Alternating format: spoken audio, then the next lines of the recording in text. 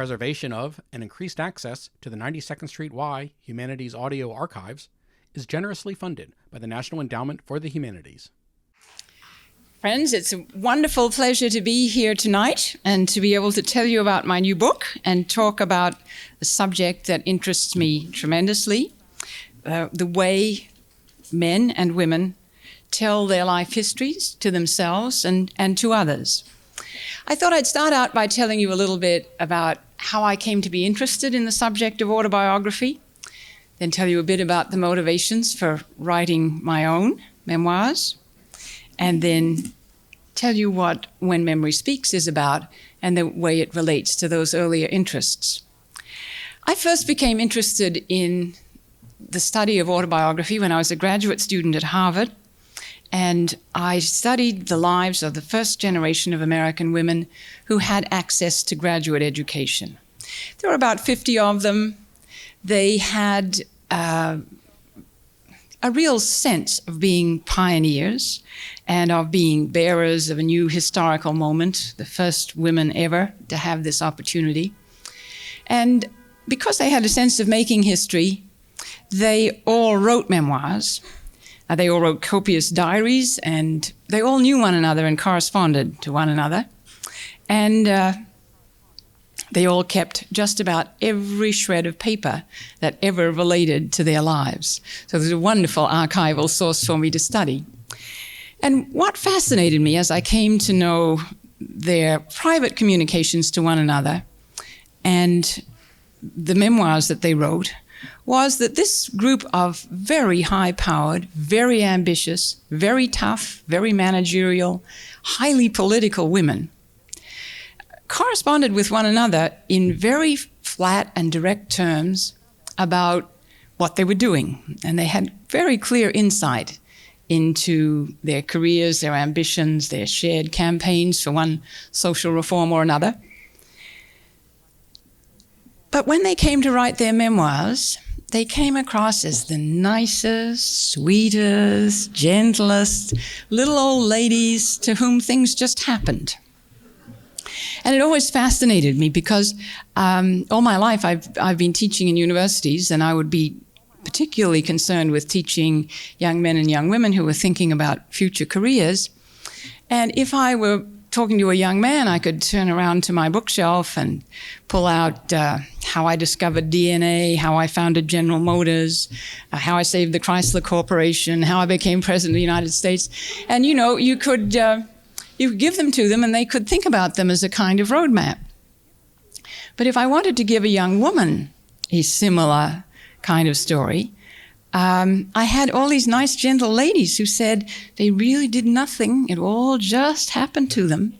And that's sort of demotivating for a young woman who's on the way and hard charging and wants to do something with her life.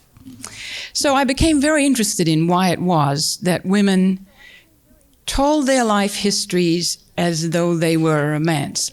Because, the plot of a romance is sort of seen archetypally in the plots of operas.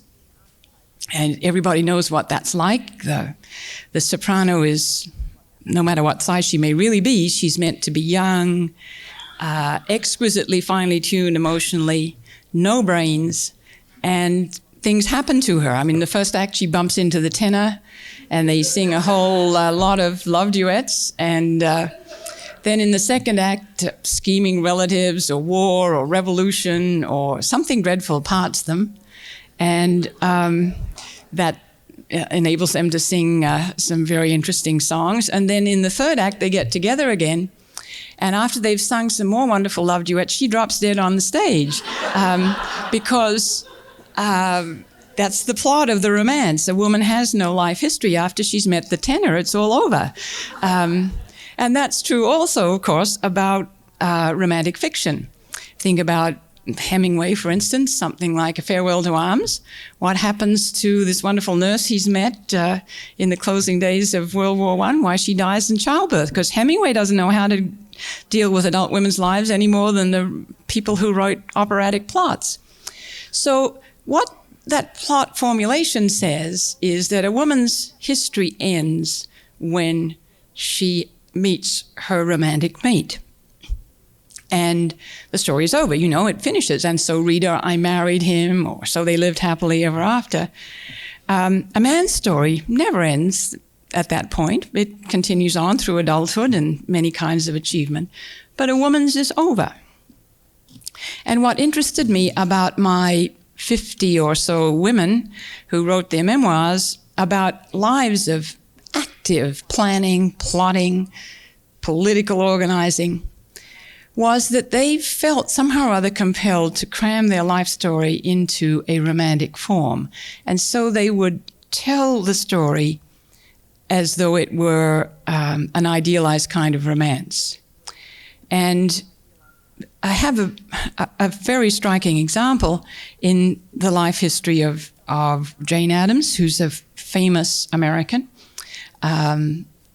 first American woman to win a Nobel Prize, first American woman to place the name of a presidential candidate in nomination, much revered and valued creator of social institutions, founder of the settlement movement and of the profession of social work. And Addams came from an Illinois family in which her father was a political associate of Abraham Lincoln. And she recounts in her memoirs that the first time she ever saw her father in tears was when he came home to tell the family about Lincoln's assassination. Addams was born in 1860, and so she's a little girl when this happens. And from that point onward, the family kept the date of Lincoln's assassination as though it were a saint's day, and they did no work, and they read from Lincoln's speeches and letters and reflected on the life of the great emancipator. So when this little girl's 7, she wrote in her diary, "I wonder what we will do," meaning her generation, "that's like Abraham Lincoln." So she's got the mantle of Lincoln at age 7, and it's very shaping in her life history. And when she went away to college, as a sophomore, she wrote home to her favorite sister, a few years older than she, "I've discovered that I was born to run things." And she really was. She was a superb manager of people, great fundraiser, a great political organizer. But of course, wanting to run things was not admired in young women of her era. So she had a little trouble finding her path to an interesting and fulfilling occupation. And it required her to really forestall all the family's plans to marry her. And she did that by a series of striking strategic illnesses. When the suitors were brought to the house, she developed a facial twitch for one. And she got her head attached to her shoulder for another. And then she went off to Europe for a conventional college woman's tour after graduation. And it was meant to be a trip for a year. But she spread it out to 3.5 years by getting strategically sick every time there was any talk about coming home. She'd be paralyzed by sciatica or develop pneumonia or something. So by the time she did come home, she had gotten past marriageable age and was safe. While she was in Europe, she studied every community of women that she could visit, Benedictine and Ursuline convents, utopian communities. There was still a lot around the outskirts of Paris after the Paris Commune. She went and lived in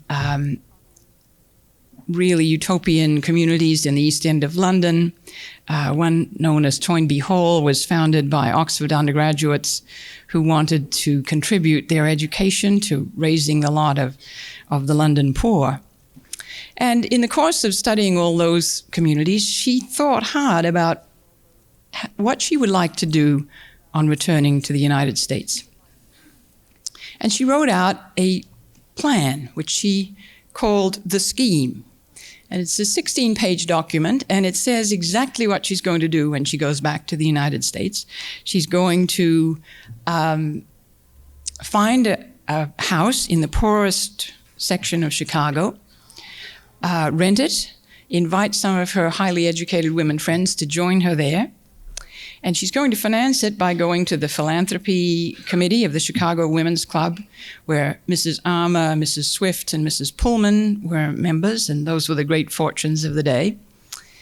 And she's going to get the city council on side, she's going to get the press on side, and get all the leading clergymen in the city understanding what she's trying to do.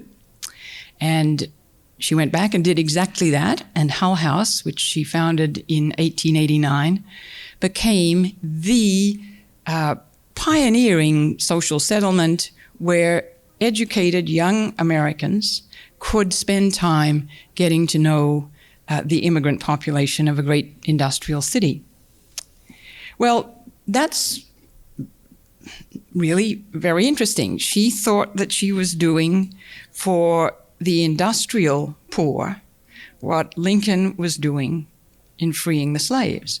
And she, having spent a lot of time in Europe, she thought that it was her vocation, somehow or other, to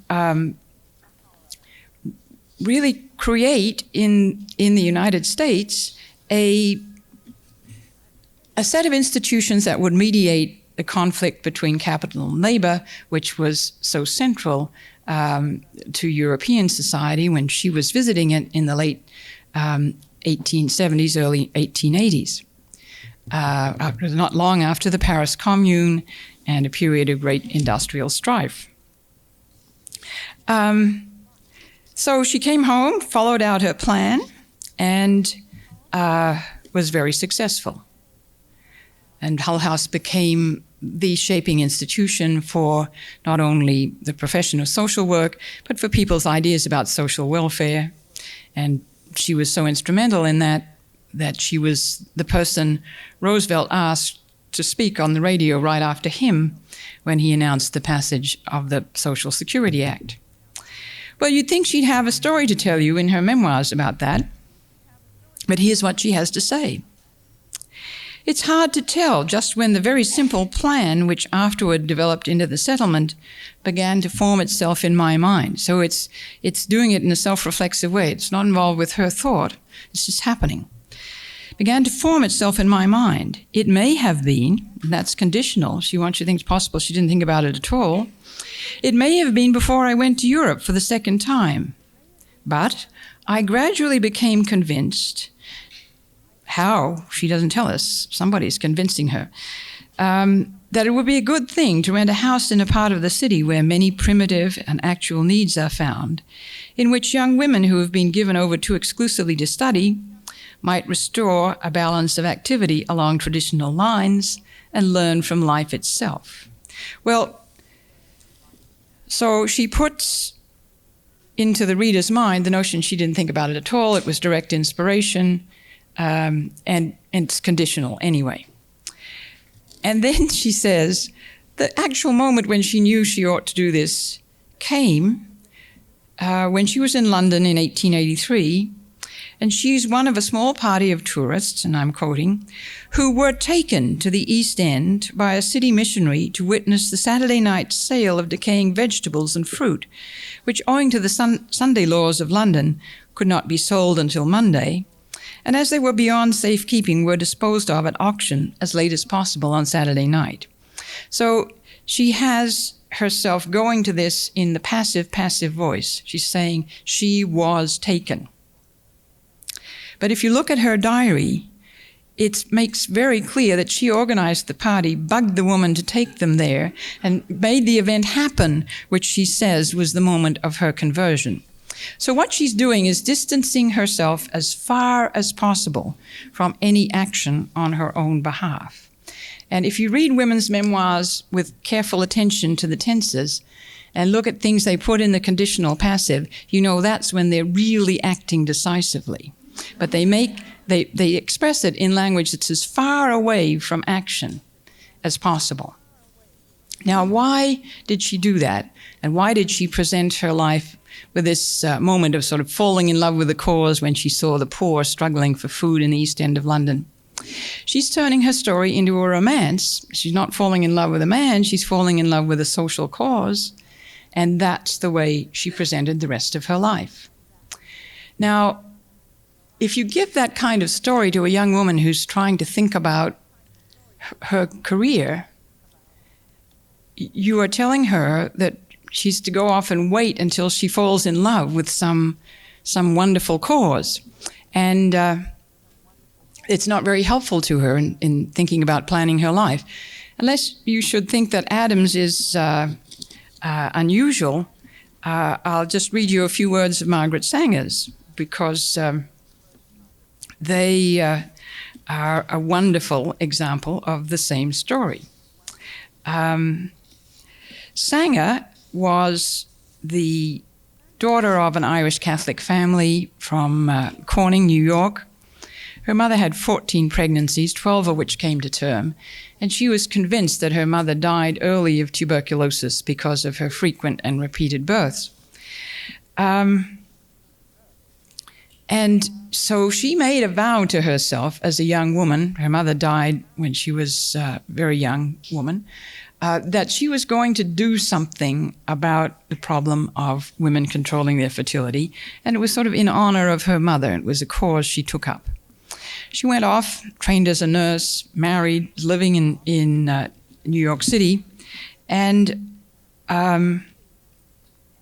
she had a young family, so she could only work as an obstetric nurse. And she could do that because she knew roughly when the delivery would be, how long she would be needed for, and she could arrange for the care of her children. And Sanger's papers are in the Sophia Smith collection. They're very voluminous and wonderful. So we know that she had little flyers printed up that said, Margaret A. Sanger, obstetric nurse, available for deliveries, gave her address. And she had them delivered, put up all over the Lower East Side. And as a result, she was called on for many deliveries. And you would think that she might mention that in telling her life history. But here's what she has to say. During these years in New York, trained nurses were in great demand. Few people wanted to enter hospitals for fear of being practiced upon. Sentiment was especially vehement in the matter of having babies. A woman's own bedroom, no matter how inconveniently arranged, was the usual place for her lying in. I was not sufficiently free from domestic duties to be a general nurse, but I could ordinarily manage obstetric cases because I was notified far enough ahead to plan my schedule. And after serving my 2 weeks, I could get home again.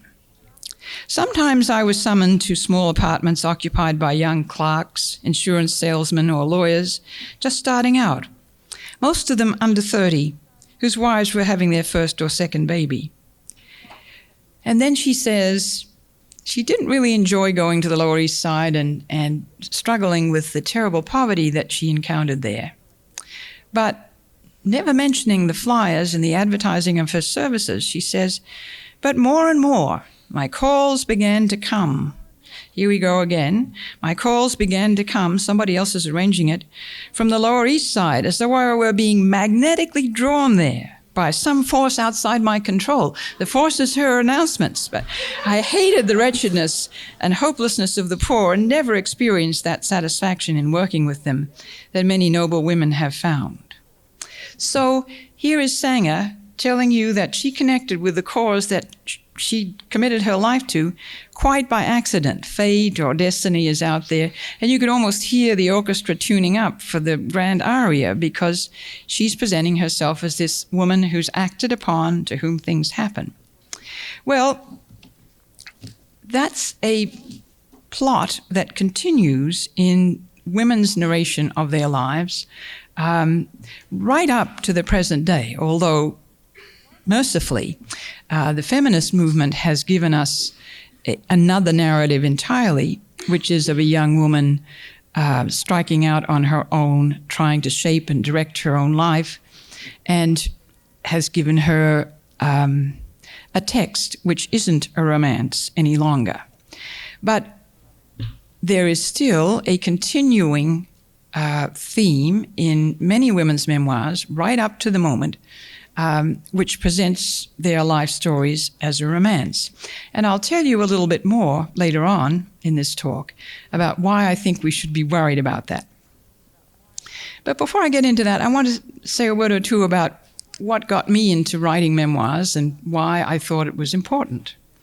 I've described the Adam Sanger phenomenon and the presentation of the outstanding, high-achieving woman as though she never had a moment's ambition or thought about what happened to her, and fate just brushed up against her.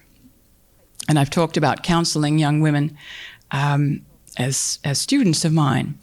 And while I was at Smith, I became particularly concerned by the problems that women in the graduating class would have about their total inability to imagine life after graduation. Now, I think that's probably a scary thing for young men, too, but nonetheless, they have many male memoirs and stories which tell them roughly how to think about the future. But for graduating seniors in the 70s and 80s, and still today, that was really a problem. And I began to think about, how does one tell a woman's life story in a form that is not a romance? And how would you shape the narrative? And would that really be useful for young women in thinking about their own lives in the present? And the more I thought about it, the more I decided someday I'm going to write my own memoirs, and I'll tell the story as another kind of plot entirely from a romance. But, you think about those things, but you never actually get to sit down and start doing it. What really got me going was about the 300th time somebody told me how much they loved the movie Crocodile Dundee. And then, since I grew up in that kind of outback Australia and spent my life with lots and lots of those dysfunctional males like Crocodile Dundee who can't bond with anyone, are not rooted in society, have no social motives, I thought I knew a lot more about what happens to those people and what their lives are like than the scriptwriter for that movie. So I thought, well, I'm going to do my story that's not a romance with my mother as heroine and a female voice as the narrator. And I'm going to tell the story of this kind of outback world as it really is, not in the kind of Australian male myth which celebrates the atomized male hero who has no friends, no bonds, no anything, and is on his own quest to battle with society. I'll show another kind of heroine and how this society really works. So that was what actually got me sitting down at my computer. But there were some other motives as well, and I think it's worthwhile when you study this genre to think about what actually gets somebody to do it instead of just think about it. The other motives were really very complicated. One was this interest I had in seeing if you could tell a woman's life as some plot other than a romance. One was a concern that came out of having been 15 years as an academic administrator. I had promised myself after I finished up at Smith that I was going to go back to writing, which I did a lot of before I went to Harvard and got a PhD. And then I started writing for other historians instead of for a broader public, and writing technical jargon and so forth. And then 15 years of administration, you get used to dictating memoranda to the Board of Trustees, and you get this kind of bureaucratic voice, which is just very hard to escape from. So I thought, if I write a memoir about this very intimate part of my family life, I'll get my style back. I'll get away from this sort of bureaucratic voice. And indeed, that did work for me. I also wanted to find a way of telling a story that was strongly feminist in its narrative thrust, which paid due respect to males. I think we will never really create the egalitarian society we want without convincing men about the injustices that women experience, and without making it seem as though they are the enemy. We live in a society that is shaped by such complex causation that it's very simplistic to have a plot theory that blames males for all the ills of the world. But in fact, that's not the case. And so I wanted to write a story that makes quite clear the importance of all the males in my life, my father, my brothers, teachers, lovers, mentors. But it's also clear that that's not what the story is about. It's about this young woman finding her way in the world. And I thought it would be very interesting to structure a plot that had the female setting out on her journey in life, unaccompanied by males, and clearly not on a quest to find one. So I structured the narrative of The Road from Coorain in a way that shows you the physical environment of outback Australia, the cultural environment of the old British Empire and Commonwealth, my family and its cultural roots, the large causal forces that affect us all that come out of geological time. Every 100 years, Australia gets a monster drought. And that's something that happens not in a human lifespan, but in a much different time sequence. But it shapes human events. And so those show you all the ways in which people are conditioned by the circumstances around them. And then the second half of the story is about how I escaped from all those conditioning forces through the experience of education. And the story ends with a whole series of failures on my part. I don't get a job.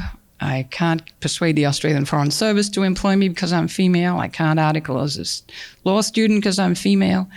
And I finish up leaving the country because I come to sort of a dead end there. So there's no way you can construe this as a pseudo-male narrative with a conquering hero setting out. I've really blown it. So when I'm leaving, it's with an experience of a real sense of failure.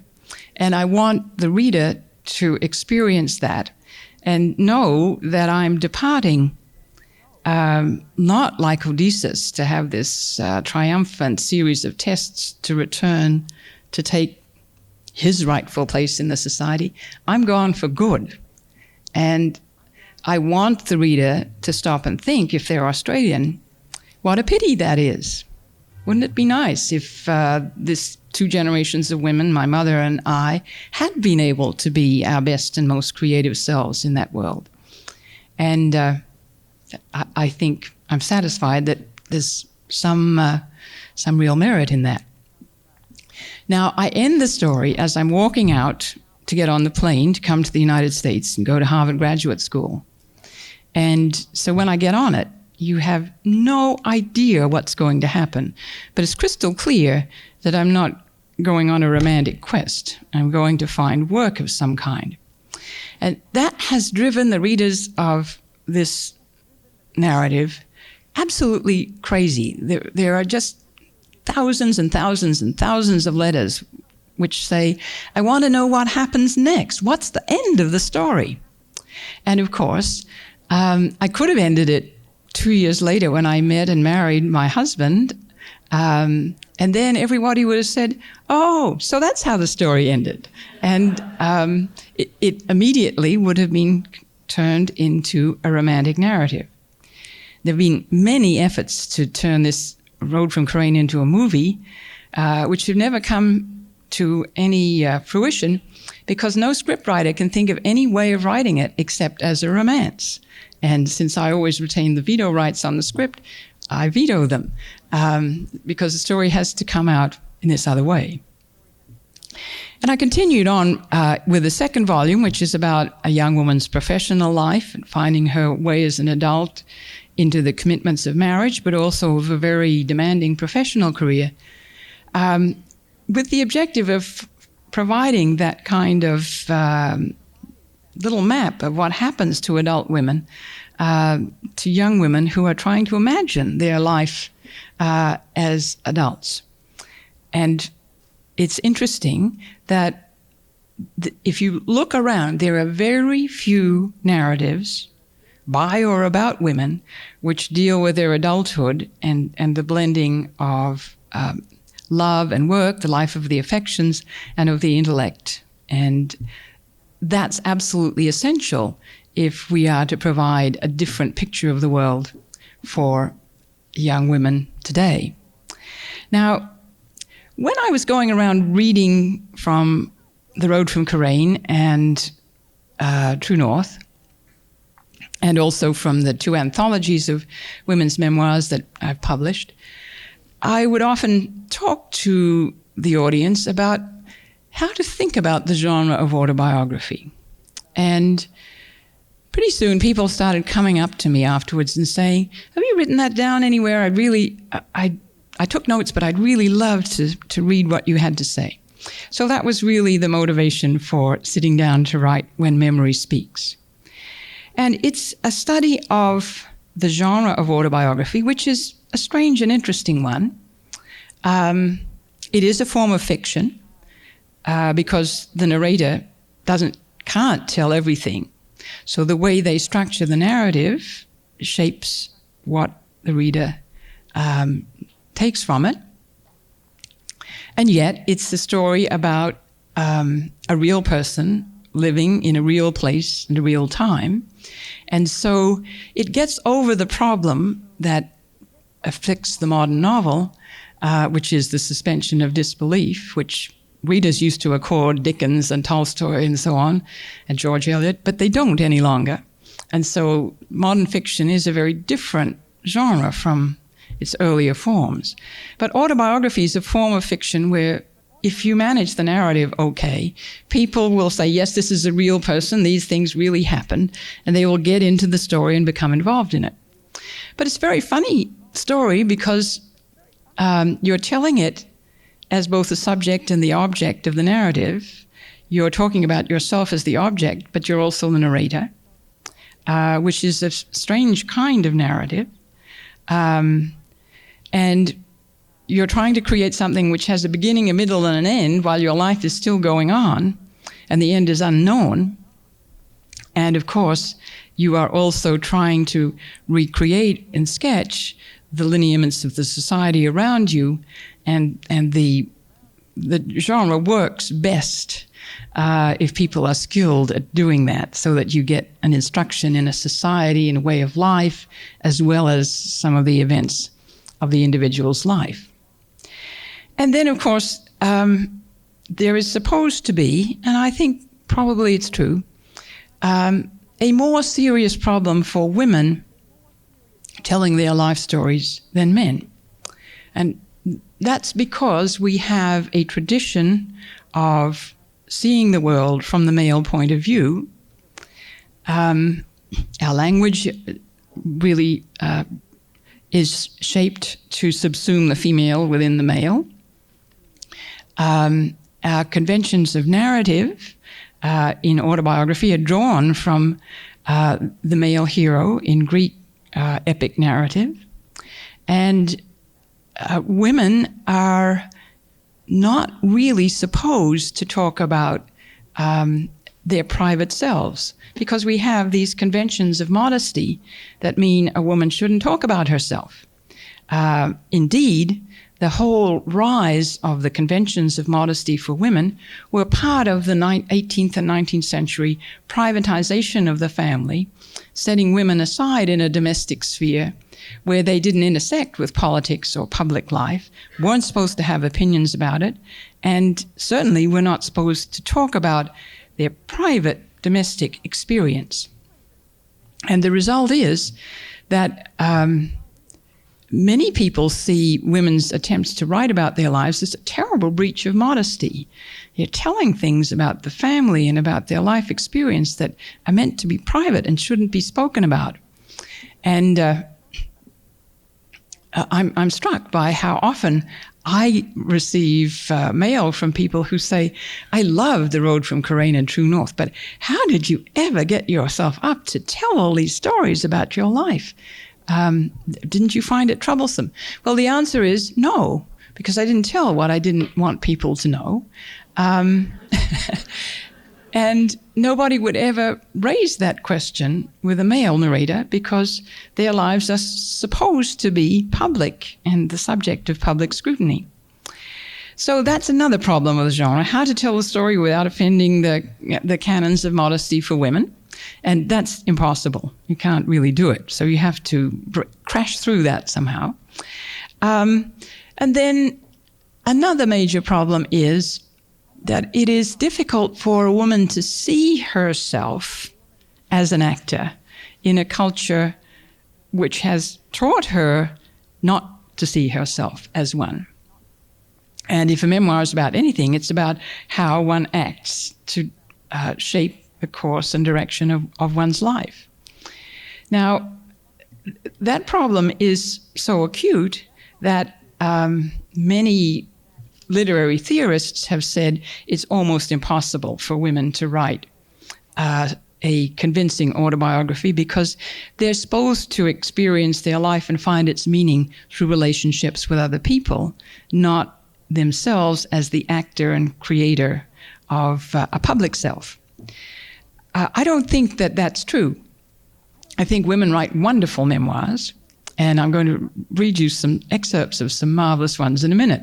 But it is true that they have great deal of problem with the plot because of the notion that you're not supposed to reveal your ambitions or your personal desire for power. You're supposed to be this wonderfully nurturing person who is fulfilled through others. And it's interesting that as we come closer to the present, that story of the female life and the male life is merging and blending. And actually, the cover of When Memory Speaks is of a blending of a male and female figure. It's a Greek hero and a very strong female symbol, because as we get closer to our own time, male and female narratives are blending together, and you could change the pronouns and adverbs and so on, and you wouldn't know whether it's a male or a female speaking. But right up until the late 1980s and early 90s, you definitely could tell. Now, there are many counterexamples to this kind of writing by women, but they never stay in print. They disappear very quickly, and so they're lost. And I'm going to read you an example of what I mean from the lives of great explorers in South Africa. Just about everybody who explored Central Africa wrote a memoir: Livingstone, Stanley, Sir Richard Burton, and so on. And we're all raised on those stories, and everybody knows about Mr. Livingstone, I presume, when Stanley found him in Central Africa, and so on. What most people don't know is that there are a number of really striking women explorers in exactly the same period who wrote fascinating memoirs, but they just disappeared and were never part of the popular discourse of their world. Now, if you look at the male explorers, they are conscious of acting in history, and they see themselves as the agents of great epoch-making historical change, and the women don't. And I think that has something to do with why their memoirs didn't stay in print. Well, here's Livingstone. He and his party have come across what's going to be later called the Zambezi River. It was called the Seshiki River at the time. And it was the center of commerce and trade of many diverse and interesting African societies. But Livingstone writes about it as though he is the first person ever to have seen this river. He's just excluding all the others, and he's making history. In the afternoon, we came upon the beautiful river, Sesheki, and thank God for permitting us first to see this glorious river. All we could say to each other was to express our great pleasure by saying, "How glorious, how magnificent, how beautiful." And grand beyond all description it really was. Such a body of water at least 400 yards broad and deep. And he goes on, talking about being the first man to see this, clearly seeing himself as an agent in history. Well, then, of course, he gets lost, and Henry Morton Stanley goes to find him. Livingstone was supported in his travels in Africa by the London Missionary Society, Stanley, by the time he came to look for him, was making his money by writing dispatches for the popular press, for a newly literate reading public in the 19th century. And Stanley was a really great explorer. He traced the Lualaba River from Lake Tanganyika to its junction with the Congo, and then he navigated the Congo out to the coast. And up to that time, people had thought the Lualaba drained into the Nile and was part of a totally different river system. Stanley traveled with about 300 armed men, and his travels were a series of pitched battles because the armed people were resisted by the native societies they moved through, and there was great bloodshed everywhere that he went. And here's how he's describing himself for the folks back home in the popular press. He's just gotten to the branching of the Lualaba with the Congo, and he's had to burn and sack a number of villages because people were trying to sink his boats. My blood is up. It is a murderous world, and I've begun to hate the filthy, vulturous shoals who inhabit it, the native Africans. I pursue them upstream, up to their villages. I skirmish in their streets, drive them pell-mell into the woods beyond, and level their ivory temples. With frantic haste I fire the huts, and end the scene by towing the canoes into midstream and setting them adrift. So here he is, conquering this world by his own actions. And when he gets to the mouth of the Congo, he has a few moments to stop and thank God.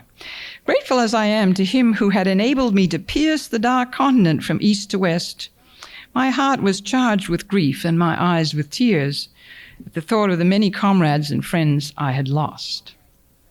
Well, he is clearly the warrior conquering this continent.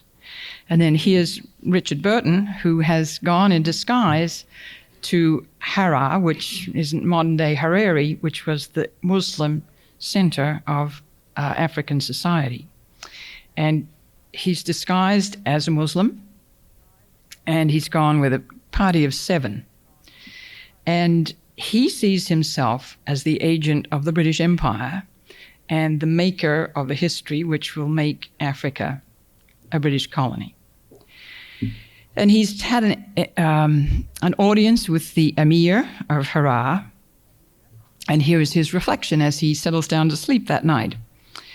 I sent a common 6-barrel revolver as a present to the Emir, and we prepared to make ourselves as comfortable as possible.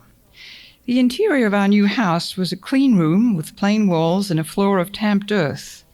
I contrived to make a bed with cushions, and after seeing the mules fed and tethered, lay down to rest, worn out by fatigue, and profoundly impressed with the poetry of our position. I was under the roof of a bigoted prince whose last word was death. Amongst a people who detest foreigners, the only European that had ever passed over their inhospitable threshold, and the fated instrument of their future downfall. So this man knows he's making history. Well, here is the memoir of Mary Kingsley, who explored 2 tributaries of the Niger, traveling through country of people who were cannibals at exactly the same time, sent back almost as many samples to the British Museum of African flora and fauna as Livingstone, and wrote a wonderful memoir about it. She went unarmed with just 2 attendants. She must have been a wonderful character. She wore a full-length gabardine skirt and stays and a Gibson girl blouse and a hat as she traveled through these rivers and through these cannibal villages. And here's what she has to say about herself. She's just wonderful. I find I get along best by going among the unadulterated Africans in the guise of a trader. There's something reasonable about trade to all men, and you see the advantage of it is that when you first appear among people who have never seen anything like you before, they naturally regard you as a devil. But when you want to buy or sell with things with them, they recognize there's something human and reasonable about you. Well, she had a great deal of scorn for Stanley and his inflated rhetoric, and so she pokes fun at him. She's gotten into a part of the Niger River where it's tidal, and her canoe has gotten becalmed, or the tide's gone down, so she can't get out of the body of water she's in, and it's infested with crocodiles. And she has to wait for the tide to come up before she can get out. And Stanley wrote all his accounts for the Daily Telegraph. A mighty Silurian, as the Daily Telegraph would call him, chose to get his front paws over the stern of my canoe and endeavored to improve our acquaintance. I had to retire to the bow to keep the balance right and fetch him a clip on the snout with a paddle. When he withdrew and I paddled into the middle of the lagoon, hoping the water there was too deep for him or any of his friends to repeat the performance. Well, she did find the cannibal villages striking, but she sort of liked the people. Never, even in a picture book, have I seen such a set of wild, wicked-looking savages as we faced this night, and with whom it was touch and go for 20 of the longest minutes I've ever lived. Whether we fought for our lives, I was going to say, but it would not have been even for that, but merely for the price of them. Anyway, she makes friends with them, and they put her up in the hut of the head of the village, and she tries to go to sleep, but it smells very bad. And so she goes to look for where the smell is coming from, and she finds a human hand, 3 big toes, 4 eyes, 2 ears, and other portions of the human frame. The hand was fresh, the others only so-so and shriveled. But she was right up to this, continued her exploration, and in contrast with Stanley, when he's gotten to the mouth of the Congo, here she is when she's finished her exploration and is sitting on the terrace of Government House in the Cameroons. As I sat on the veranda overlooking Victoria and the sea, in the dim, soft light of the stars, with the fireflies around me, and the lights of Victoria away below, and heard the swift rush of the Lucola River and the sound of the sea surf on the rocks, and the tom-tomming and the singing of the natives, all matching and mingling together. Why did I come to Africa, thought I? Why? Who would not come to its twin brother, hell itself, for all the beauty and the charm of it? So she's an agent of history too, but she's not appropriating much prominence for that. And she doesn't tell her story that way. And so it vanished. Her book was out of print within 4 years. Stanley's remained in print for about almost 70.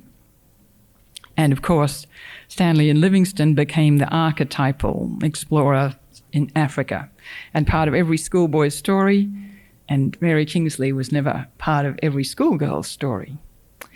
Well, I could keep you going all night with accounts of the difference in the way these narratives are constructed. But I want to move on now to tell you a little bit about why I think it matters that women are encouraged or are popular if they tell their life story in the guise of a romance. And it's very interesting because if you present yourself as somebody who is exclusively acted upon, you never get to acknowledge what you really did. And it's therefore very hard for a woman who's construed her life that way to engage in any real moral scrutiny of her actions. If you present yourself as acted upon all the time, then though you may plot and scheme and bring things about but never publicly acknowledge them, then you can't reason about the morality of what you've done very much. And it interests me that psychologists and cognitive scientists who study the phases and stages of moral development in males and females always come up with the fact that women's level of moral reasoning is not as advanced and as abstract as men. You may say abstraction is not an advance, but I I don't agree with that. I think it probably is. And then you have to ask yourself, what is it that stops women developing the clearest level of abstract thought about their actions and the morality of them? And of course, cognitive scientists are inclined to say we're wired that way, and women just don't have the synapses to fire on that particular level of thinking. But I don't agree with that at all. I think it comes out of having to tell your life as though you just were waiting around for things to happen to you. And if that's reporting yourself, then you really will not think at a high level of abstraction about the morality of your actions. And that will present you with a problem in dealing with how you understand your life and what you do. It also presents women with a problem in claiming their victories because, of course, if you are trained to present yourself as somebody to whom nice things happen, or bad things, it's very hard for you in a contemporary large organization to make sure that you tell all your superiors what you're doing. And in my view, one of the major causes for the glass ceiling is that women are trained not to say what they've done, and certainly not to crow about it or tell anyone about it. And I'm very interested because I work with women in all the corporations where I'm a director on how to move their way through these large bureaucratic organizations. And one of the things you have to do is tell your boss what you've achieved.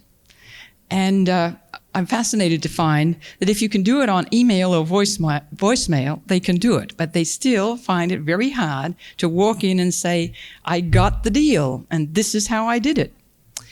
And I have 2 vignettes for you, which I think will illustrate my point. They come out of my boardroom experience. One concerns an all-male legal team coming in to tell us, the board of directors, about how they had triumphed in a particularly complex sort of litigation on a regulatory matter.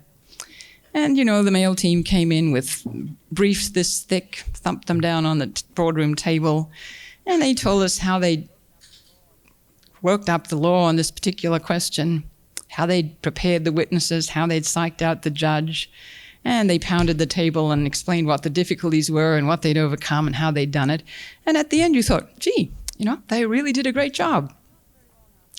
And not very long afterwards, I listened to an all-female team which had triumphed in a patent case, in which they'd had to give themselves a course in inorganic chemistry to understand particular terms of art in making metal alloys. And it'd been a very complicated case and very important for this company, and they won. But when they came in, to tell us about it, they didn't bring a piece of paper. And they said, well, we were really lucky. So-and-so was a terrific judge. And then they said, and X was just a marvelous witness. Not a word about how they trained X for weeks and weeks to be a good witness, but they just said he was a terrific witness, and so on and so on and so on. So by the time they finished, you thought, well, gee, I hope they're this lucky next time around. They'll win again. So I think it is very important, somehow or other, to train young women to be able to say, this is what I did, this is how I did it, and this is how everyone is benefiting from it. So the adoption of the romantic mode for construing women's lives has many problems for us today. It also creates a problem in education because we have a school of psychology now that says women learn best through relationships and not through abstract reasoning, which is immediately demoting them intellectually. And I've actually seen math textbooks for little girls that have to do with how you dealing with fractions, which have people dividing up a potato into 4. And the instruction is to let the little girls relate to the potato before they start doing it. Nobody thinks about that for boys because it's patently absurd. So we are also living in a world which sentimentalizes female intellect and learning and doesn't see it as tough-minded and based on real abstract power of reasoning, which is, after all, the highest achievement of human intellect, along with imagination and other forms of creativity. But if, by the way, we encourage women to tell their life stories, we're also preventing them from thinking at a high level of abstraction, and especially from moral reasoning about their lives. That's a big problem. And I want to finish up by showing you this contrast in a very contemporary way. I'm sure a lot of people in the room have read Katharine Graham's memoir, which is the extraordinarily moving and powerful story of a woman who has to fight and battle to retain the family newspaper, and has to become, under tragic circumstances, the president of the company, and then builds a great media empire, the Washington Post. And Graham tells that story as though she were a nice housewife who somehow or other just happened to be put in this position, and always worrying about it, somehow or other struggled through, which is not true. I mean, this is the woman who decided to go ahead and publish the Pentagon Papers when she knew the Post would be sued. It was her decision, and the record shows it very clearly. And it's she who backed the investigation that blew the Watergate. And again, she made that decision. But she lets you think that she was just dithering around, and a lot of other people told her what to do. And it does misrepresent a very powerful person at work in her world. And nobody who's worked with her would ever describe her any other way. So that's a striking example of one of the most powerful women in our world today, presenting herself in this way. Exercising power constantly, enjoying it, but not reporting it like that. And the same year that her memoir came out, there was a remarkable memoir published by a Frenchman called The Diving Bell and the Butterfly. This is a French writer and editor who was paralyzed by a stroke in the brainstem, which develops what we call shut-in syndrome, because all the higher brain functions are fine, but the person can't move. They've lost all motor function. So they really are shut in this body. And for him, the diving bell is the symbol for where he is, shut inside this body, which is a kind of carapace. And the butterfly is the standard symbol for the soul in French poetry. And so his mind is his butterfly. He did retain one power of movement, was to blink his right eye. And that was it. And he wrote his memoir by getting a friend to sit with him and count the number of blinks. So he spelled it out letter by letter.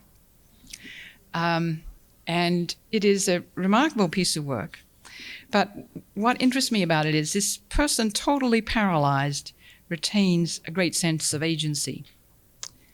He's in hospital, of course, unable to do anything for himself. For now, I would be the happiest of men if I could just swallow the overflow of saliva that endlessly floods my mouth.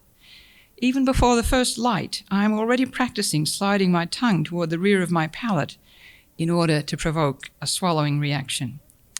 What is more, I have dedicated to my larynx the little packets of incense hanging on the wall, amulets brought back from Japan by pious globe-trotting friends. Just one of the stones in the Thanksgiving monument erected by my circle of friends during their wanderings. In every corner of the world, the most diverse deities have been solicited in my name. I try to organize all this spiritual energy. If they tell me that candles have been burned for my sake in a Breton chapel, or that a mantra has been chanted in a Nepalese temple, I at once give each of the spirits invoked a precise task. And finally, he's looking at the friend, his lover who has sat with him and written this book with him. And he looks at all the articles she has around her on the hospital table. I will put them in my mind's scrapbook as a reminder of a summer of hard work. The big blue notebook whose pages she fills with her neat, formal handwriting. The pencil case like the ones school children use, full of spare ballpoints. The heap of paper napkins ready for my worst coughing and spitting fits. And the red raffia purse in which she periodically rummages for coins for the coffee machine. Her purse is half open, and I see a hotel room key, a metro ticket, and a 100-franc note folded in 4, like objects brought back by a space probe sent to Earth to study how Earthlings live, travel and trade with one another. The sight leaves me pensive and confused. Does the cosmos contain keys for opening my diving bell? A subway line with no terminus? A currency strong enough to buy me my freedom back? We must keep looking. I'll be off now. And it's a wonderful example of the way in which people can sustain a sense of control and agency in the most demanding and difficult circumstances. So I'd like to send you away, those of you who are in the audience and have been tempted to construe your lives as romances, and have you go and think about rewriting the plot. And it would be wonderful, the mothers and grandmothers in the room, if you told the story straight to your children. Because unless you do, you will never give them a sense of agency for themselves. Thank you.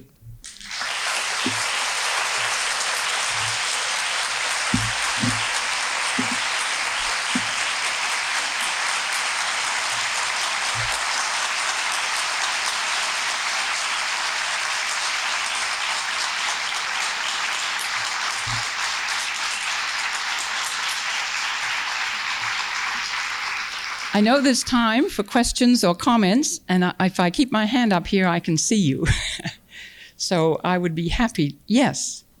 I have to say that last comment that you made about keeping mothers in mind and that our mothers should tell us that I've always had a very, very strong feminist voice in my life. And I know that when I go to a college interview, I'm applying to college now, when I go to a college interview or a boardroom or anywhere else, wherever I'll go in my life, because of my mother telling me what I can do and what I've done and what I've accomplished, I will always, always, always be able to tell them that, and I'll never be scared to. So, I just want you to Yes, thanks to Mom. Yeah.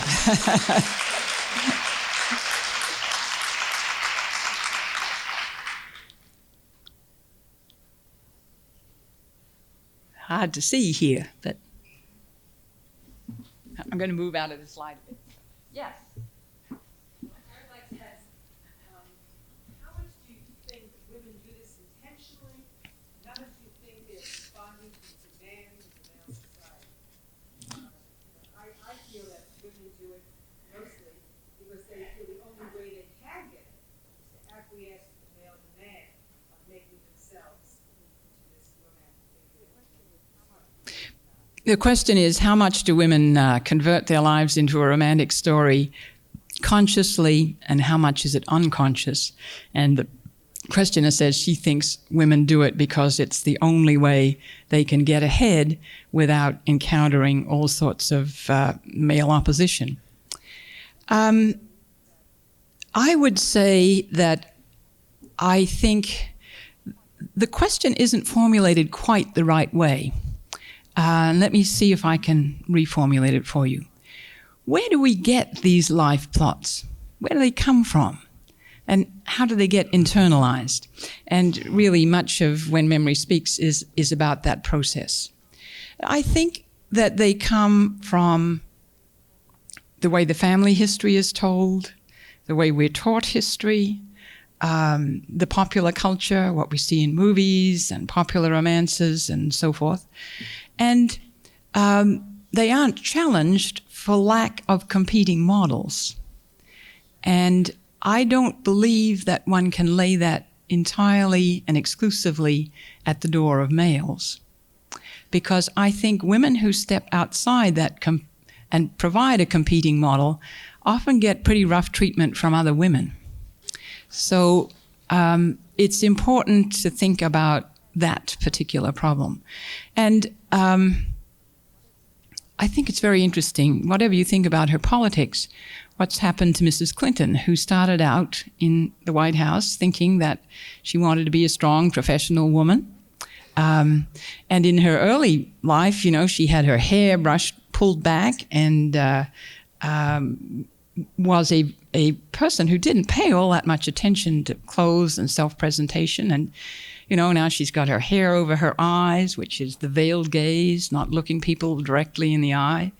And, you know, there she is standing, looking adoringly at her husband, when you can see photographs of much earlier where she's clearly ticking him off and telling him, you know. And she's reduced to talking about children and families, which are worthy subjects, but she has a mind trained to talk about many other things, but she's been silenced. And it's not by exclusively male readers of the newspapers. It's by a whole society and culture that wants women to play that role.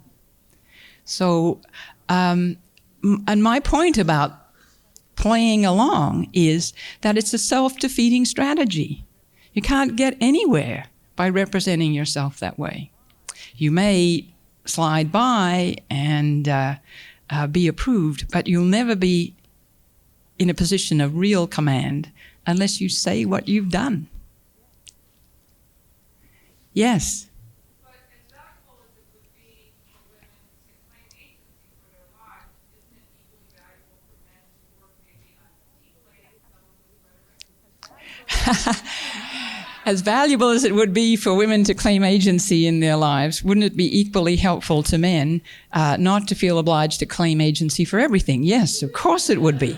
You know, you watch people absolutely driven to depression and despair because they feel personally responsible for the movement of something as impersonal as world currency markets, or what happens to the grain crop in Russia or something like that. And they aren't personally responsible for any of those events, which are events in nature or in very abstract movements of money markets. But they will all still give themselves a hard time because they feel as though they ought to be in charge.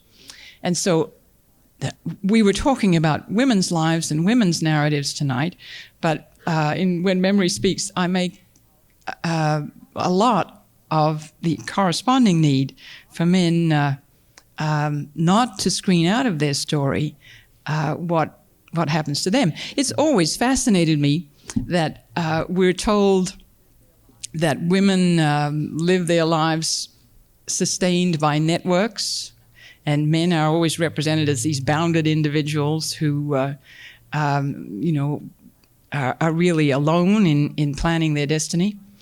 And of course, I spend a lot of time in boardrooms. Believe you me, those men are lodged in a very sustaining network of friendships. Nobody would ever go home and say, "Oh, I couldn't have gotten through today without old Fred." But nonetheless, it's often quite true that they wouldn't have. And you see them constantly sustaining, helping, dealing in very emotional and empathetic ways with one another. But that's never part of the story.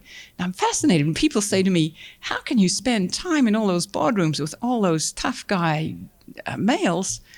And, don't you feel very, very out of it? And aren't they terribly ambitious and hard, tough, and difficult people?"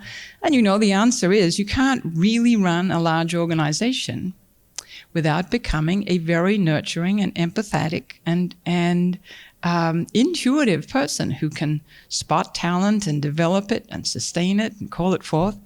And the elements of leadership are really androgynous.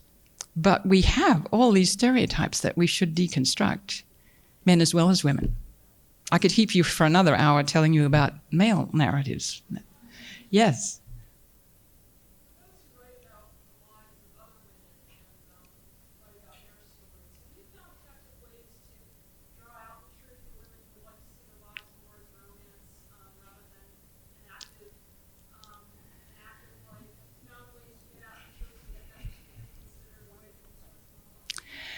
Wonderful question. in working on biography of other women, have I found ways, or have other historians found ways of getting women to report their lives accurately and draw out from them the parts of the story that are not romantic at all?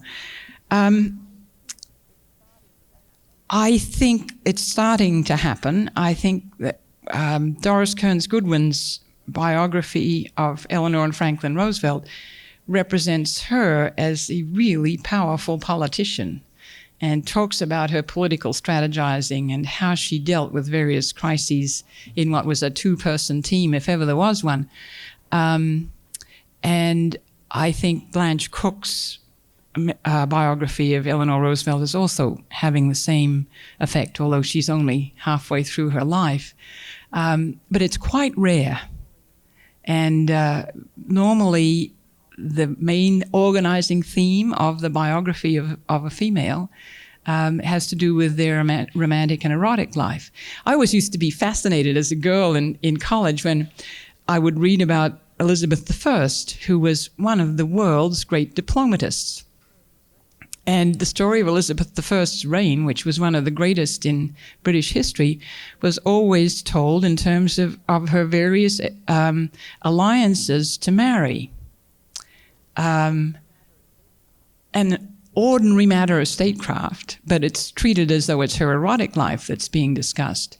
And she's thought of as maybe having been frigid because she kept breaking them off. She just kept getting allied to the King of Spain or the King of France or whatever for diplomatic reasons. And she broke it off when she'd achieved what she wanted to do. But nobody ever treated her that way. So we're still waiting for a good biography of her. Yes?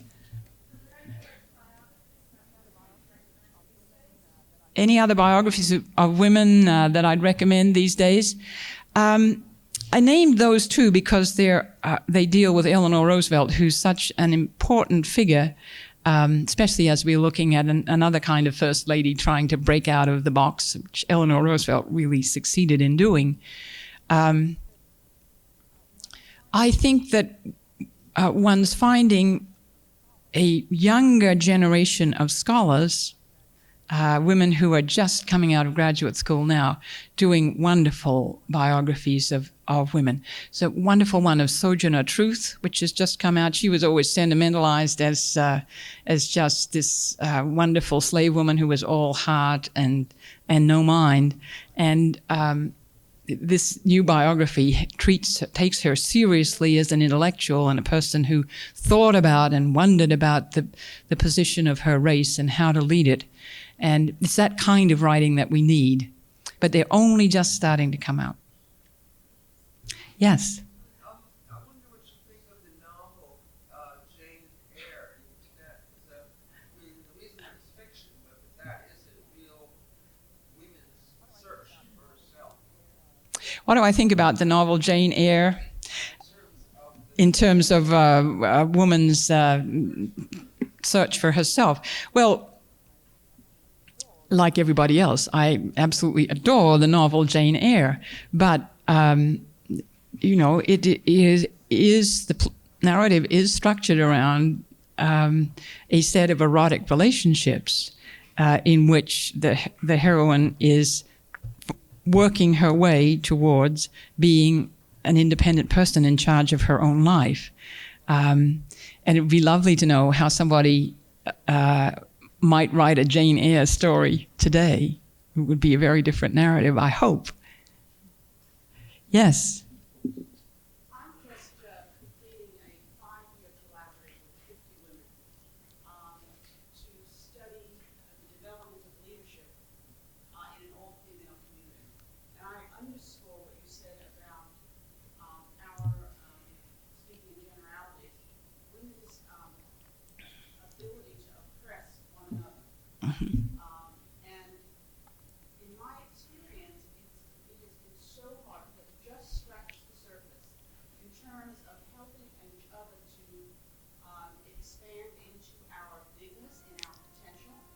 And it fascinates me how long it's taken. And we're just getting there. And we're trying to use the feminine cycles as metaphors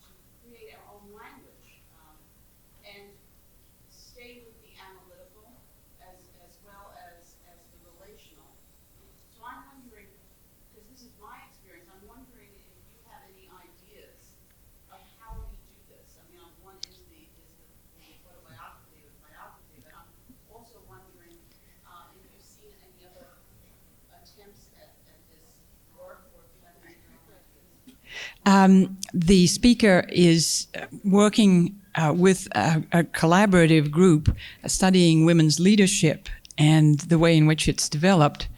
And she's commenting on the fact that in the process of that, they've uncovered a great deal of evidence about the way women oppress one another and about bad power motives as well as good ones.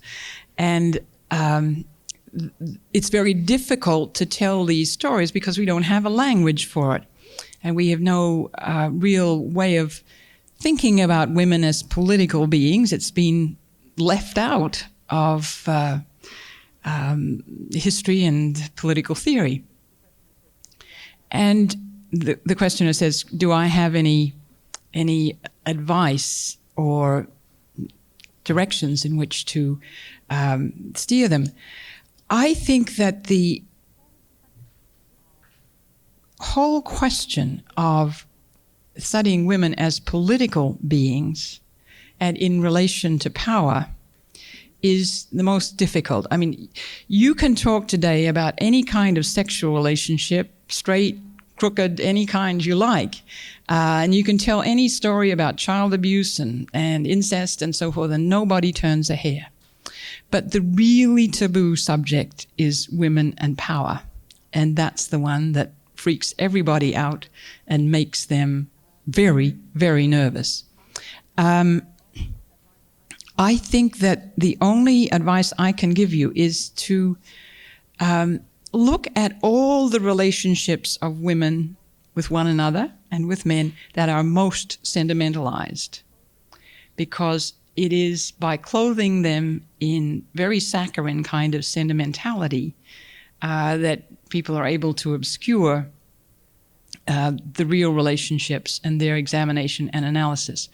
One reason for writing The Road from Coorain was to describe a very troubled and difficult mother-daughter relationship, and to talk about it honestly rather than dealing with it in a sentimental fashion. And if I get hate mail from people about that book, it's about speaking honestly about a bad mother-daughter relationship. Why didn't you make it nicer or prettier or dress it up some way? So I think that the key to sorting out what those relationships are and their stages and meaning in women's lives is to go right to the heart of everything that's sentimentalized. Mother-daughter relationships, mother-child relationships, romantic male-female relationships. And in terms of the life cycle, I guess women usually take off after menopause, although it's presented as a period of declining powers. It's really one of enormous growth in energy and self-awareness and new self-recognition. It's middle age and late middle age is real downer for men, but it's great for women, although we're not supposed to talk about it that way. Okay, time for 2 more questions. Yes.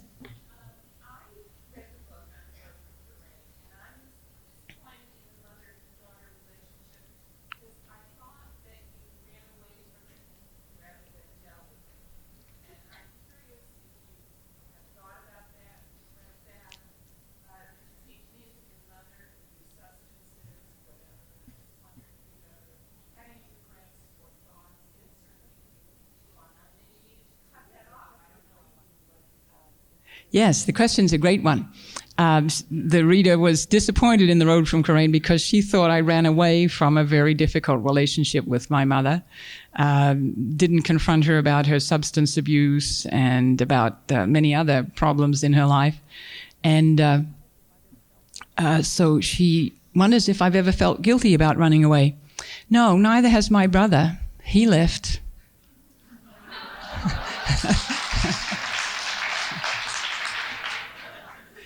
Second question. Maybe yes. Yeah.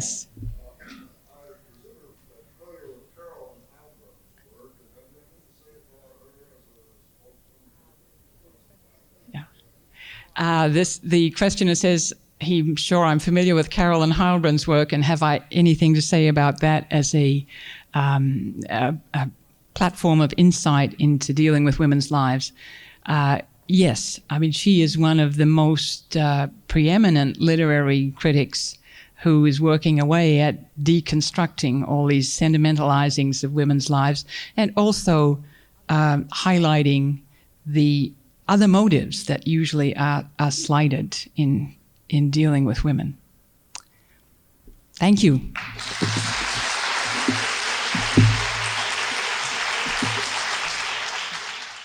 Thanks for listening.